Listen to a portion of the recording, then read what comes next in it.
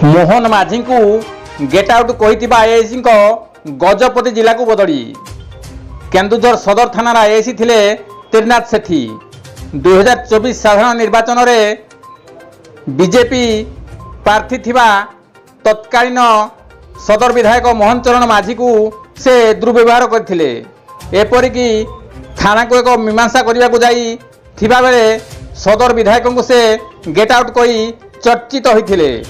तेबे मोहन माझी एबे राज्यर मुख्यमंत्री और गृह विभाग तांको हाथ में से चर्चित आईआईसी त्रिनाथ सेठी आज गजपति जिला को बदली होइछि एवं तांको स्थान में भद्रक अमित भूया सदर आईआईसी भाव नियुक्ति पाइछन्ति।